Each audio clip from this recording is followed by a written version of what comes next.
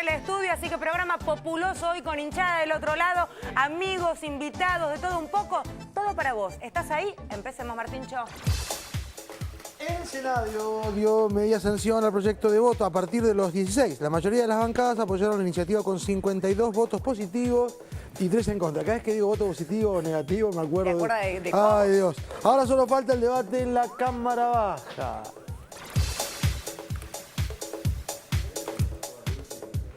Organismos de derechos humanos le pidieron a la Corte Suprema que evite que un niño sea enviado a Holanda, donde reside su padre, quien no lo había reconocido hasta cumplir los 5 años de edad. Vamos a charlar con el abogado que sigue este caso.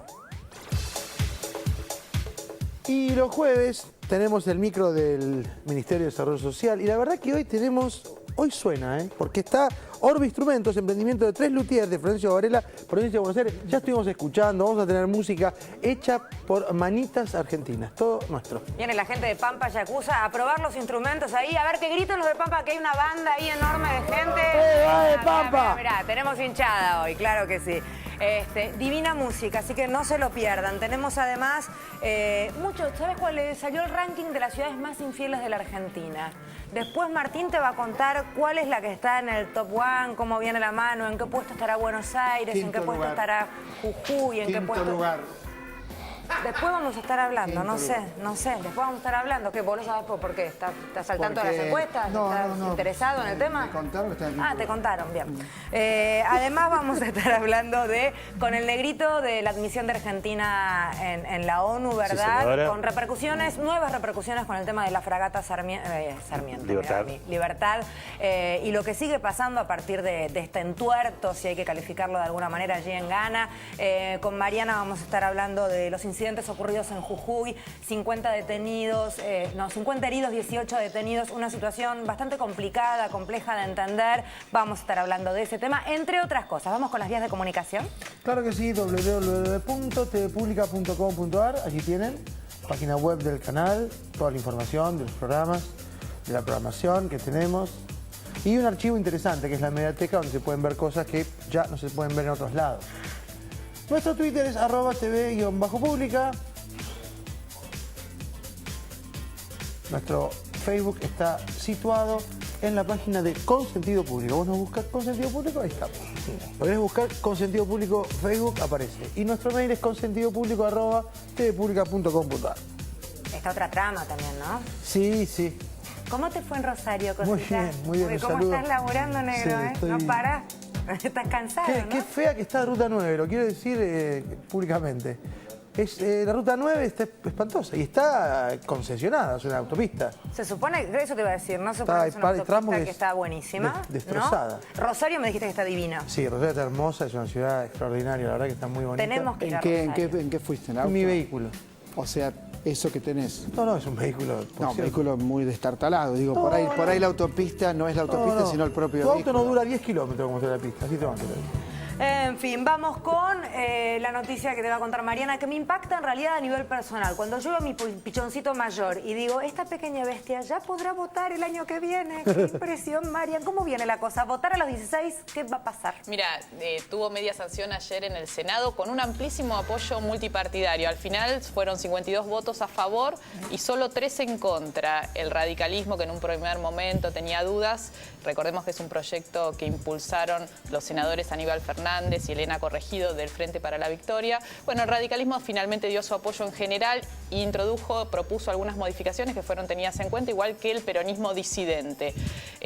Va a ser obligatorio, pero no va a haber sanciones. No va a haber multas, no va a haber infracciones para los que no voten. Pero es una cuestión de concepto, el voto obligatorio, pero no hay sanciones ni... esa fue una de las modificaciones que planteó la oposición incorporar.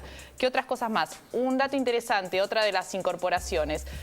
Hacer una campaña para que los jóvenes sepan que tienen que renovar su documento a los 14 años y no a los 16 como es habitualmente. Así vas con el documento nuevo a votar. Claro, porque eso se modifica a partir de ahora, porque claro. en realidad hasta hoy es a los 16. Por eso mismo, la idea es que lo renueven a los 14 y para esto se pide, se incluyó en el proyecto, que se haga una campaña para informar, concientizar a las familias que el cambio de documento tiene que ser a los 14 años. Un dato que me pareció interesante que lo mencionó el senador Daniel Filmus. Cuando se aprobó el voto a los 18 años, en 1912, la mayoría de edad era a los 22 años.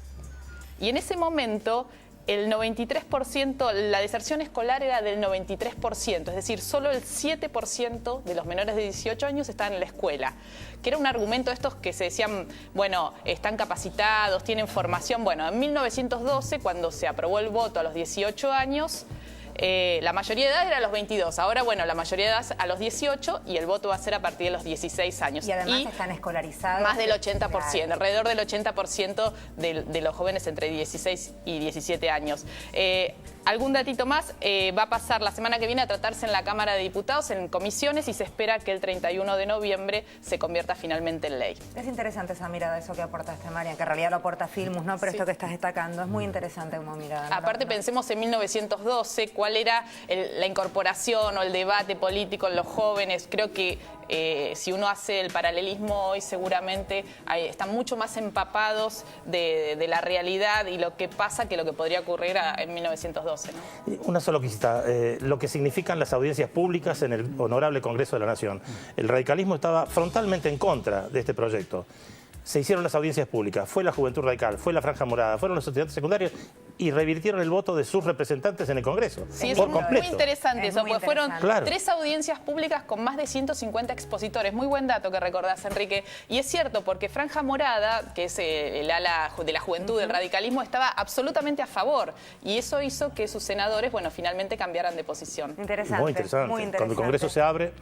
Vamos ahora a revisar un poquito lo que está pasando con el biodiesel, España y el Sí, vínculo con señora. Argentina.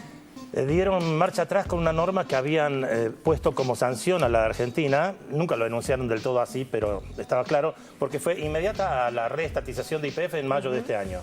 Apenas la Argentina reestatiza YPF, España dice no vamos a importar más biodiesel. Y ahora tienen que dar marcha atrás, no solamente por las presiones de la Comisión Europea de Comercio, que dice no puede haber restricciones unilaterales y además necesitamos el biodiesel, sino que los propios españoles necesitan el biodiesel más barato, que es el que provee la Argentina. Es el país que en este momento en el mercado internacional ofrece un biodiesel más barato, el más competitivo en materia de precios, porque es lo que nos sobra a nosotros. Okay. Todo lo que tiene que ver con el rezago de la caña de azúcar, el rezago del trigo, el rezago del sorgo, todas esas cosas son biodiesel, la hoja. En cambio en Europa tienen que consumir mucho la parte que se come de los granos y de los productos agropecuarios. La Argentina es el desecho lo que usa para el biodiesel y por lo tanto es mucho más barato y afecta menos y es menos injusto además que la gente use para hacer andar los autos algo que otros podrían estar comiendo. Clarísimo, clarísimo. Después me vas a explicar por qué es importante el tema de la ONU con Argentina, con la gran Argentina, votación, sí, claro, sí. Pues sí, me decías que es como absolutamente atípico e inédito lo que ha pasado, así Sí, que señora. no te lo pierdas porque el negro te va a explicar un poquito por qué. Día jueves hoy, debe estar cansado. Hoy trabajo más. Horas extras, podríamos decir. Fue al cine. ¿Cómo está, bichito? Peleando. A ver, muy difícil bajar la música que me molesta. Muy difícil explicar esta película. Realmente es muy difícil. ¿Ustedes recuerdan los excéntricos Tenenbaum? Sí. ¿Lo recuerdan? Bueno, es del mismo director y tiene algo de ese estilo. Yo diría que es una fábula encantada. Miren las imágenes para darse cuenta que si no entra en el código que propone la película, se la pierde. Se trata de un reino bajo la luna. Estas son las imágenes. Dije fábula encantada, transcurre en el año 1965 y habla de la fuga, una fuga por amor de 2 preadolescentes. Pero no es ese el tema. El tema es la forma en que está construida. Todo parece un cuentito de hadas con una moraleja además muy interesante. Y ahí está Edward Norton en pantaloncitos cortos y medias altas. Hay un solo policía en este lugar inventado que es Bruce Willis. Hay 2 abogados, Bill Murray y Frances McDormand, la mujer de uno de los hermanos Cohen. Hay una dama muy enérgica que tiene que ver con el servicio social, que es Tilda Swinton. Y los protagonistas, que son Jared Gilman y Cara Heiber, que serían Sam y Susie. Ahora, es excelente la película, es realmente excelente si te permitís ingresar en un código que va de lo absurdo a lo delirante, de lo fantástico a cierto mínimo realismo. Quien no ingresa en ese código diría, esta película es horrible. No, la película es excelente. ¿Por qué? Porque el director creó un mundo como lo hizo con Los excéntricos Tenenbaum, no lo logró con Tres son multitud, ni con El fantástico señor Zorro. El director tiene 43 años, es Wes Anderson, pero esta película y este estilo y esta manera narrativa es única. Es única. ¿Es para toda la familia o para toda la familia absoluta? Toda la familia la van a pasar muy, muy bien. El arte que tiene, son cuadros. Claro, divino, son cuadros divino. Con algo de ingenuidad y también con algo incluso hasta de tenebroso, hasta de siniestro, pero muy, muy leve. Hay que verla, por eso te digo, no es la anécdota, no es los preadolescentes que se fugan por amor y hacen una suerte de vida en común. No ese es el tema es la forma, cómo está contada. Es cine de marca mayor. Y fíjense, costó 16 millones de dólares. En Estados Unidos ya recaudó 4 veces esa cifra. Nadie apostaba un peso por la película, nadie. Y sin embargo, le está yendo muy bien. Yo creo que en la Argentina también le va a ir muy bien. Así que recordarlo. Por si hace falta aclarar que 16 millones de dólares para los presupuestos que manejan es, claro, es una miseria absoluta. No pensemos que Julia Roberts cobra lo mismo que Jauregui por filmar una película, 20 millones de dólares. Sí. Pensemos eso. En eso estoy. O sea que una película económica son 100 millones de dólares. Sí, que dicho entre nos, tenés que charlar un poco el temita porque te estás quedando. Sí, me estoy quedando. Sí, claro, no te lo quiero poner mal. Pero véanla, los que tienen hijos la van a pasar muy bien. Es muy interesante, Wes ¿A partir Anderson de qué edad pensás?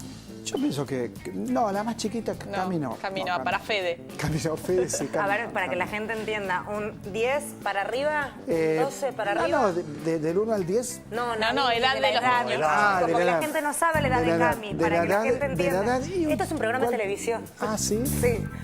¿Seguro? Claro, la gente tiene... Sería 8, 9, 10 años, la van a pasar muy bien. Es un poco flexible. ¿Qué ibas a decir? Si es algo inteligente, decilo. No, entonces no. No, por favor, decilo. Digo que Wes Anderson salió de lo que es el mainstream de Hollywood y hoy es un director de culto realmente. Y es muy difícil que eso te pase en Hollywood. Claro, porque nadie quiere poner un peso. Ahí va. Nadie quiere poner un peso. Y esta vez pusieron poca plata y están recaudando mucho dinero, porque es lo que dice Martín, que esta vez estuvo lúcido, es uno de los pocos autores de Hollywood. ¿Por qué? Porque en Hollywood los dueños son los productores, estos son los verdaderos dueños de las películas, no son los creadores, salvo 3 o 4 nombres, como Martin Scorsese, por ejemplo, que se reserva el corte final. Si no, el corte final lo tienen las productoras. Es lamentable, pero es así realmente. ¿Cuántos quiroguines le damos de 5? De 4. 4 quiroguines, muy bien. Entonces, Un reino bajo la luna, altamente recomendada. Y después me vas a estar hablando de un reestreno. ¿Después de cuántos años más o menos? ¿20, 30? Más. No, más. 30 y pico. 30 y pico, estamos 27 años, exactamente. Estamos mayores. 27 años de Esperando la carroza de Jacobo Laxner con un elenco impresionante. Y el camino del grotesco, ¿no? El camino del neogrotesco, la película más vista de la historia del cine argentino. Ahora vamos a charlar un poquito con Martincho. ¿Qué día es hoy, Martincho, y por qué? Yo no sabía, y me enteré ahora. El 18 de octubre se celebra el Día Internacional de la Protección del Medio Ambiente, o de la naturaleza. ¿Pero y por qué? Porque en aquel momento, en el 72, el general Juan Domingo Perón le manda una carta al secretario general de las Naciones Unidas diciéndole cosas como estas, por ejemplo. Dice, el ser humano, cegado por el espejismo de la tecnología, ha olvidado las verdades que están en la base de su existencia. Y así, mientras que por un lado llega la luna, pensemos que en el 72, hacía 3 años que habíamos llegado a la luna, era una especie de momento así lunar, todo era el cielo, mirar el cielo, la cohetería y la guerra, la carrera por la luna. Dice, mientras el hombre llega a la luna, por otro lado mata el oxígeno que respira, el agua que bebe y el suelo que le da de comer y eleva la temperatura permanente del medio ambiente sin medir sus consecuencias biológicas. Año 72, Perón diciendo que el hombre, o los hombres hacemos, la humanidad hace cosas lo suficientemente malas como para poder calentar el medio ambiente. O sea, imagínate, esto es una cosa que a mí me sorprendió. Y bueno, y a partir de ahí Naciones Unidas lo que hace es tomar el 18 de octubre como un día para tomar conciencia de que cada acción nuestra es un accionar directo sobre el medio ambiente en el que vivimos. Por ejemplo, hace muy poquito, dice Naciones Unidas, un informe que hace anual sobre cómo está la Tierra, la salud de la Tierra, se llama Health Earth. Más del 60% de los biomas del mundo ya están contaminados. O sea, ¿qué quiere decir? Que la Tierra tiene una enfermedad importante. Que por otro lado, olvidamos el sentido que tiene, por ejemplo, las plantas, el agua, las piedras. Pues, ¿y las piedras qué sentido tienen en el río? Bueno, justamente son el filtro más poderoso de agua. A partir de la piedra, el agua que no está pura se puede purificar. Bueno, 18 de octubre, un día para tomar conciencia y conocer esta curiosidad de la historia, que el general Perón fue quien mandó la carta para Naciones Unidas, y a partir de allí, desde esa época a la fecha, se recuerda o se toma conciencia este día. Gracias, Martín.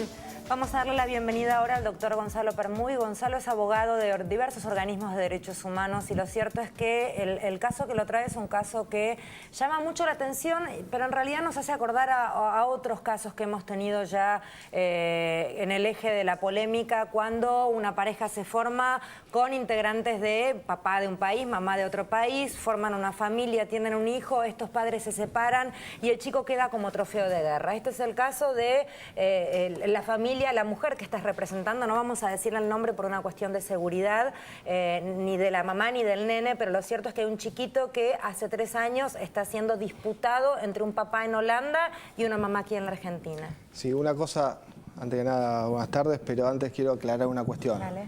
El primer punto es que yo no soy abogado de la madre, sino que represento a diversas organizaciones de derechos humanos que están apoyando la misma pretensión de la madre.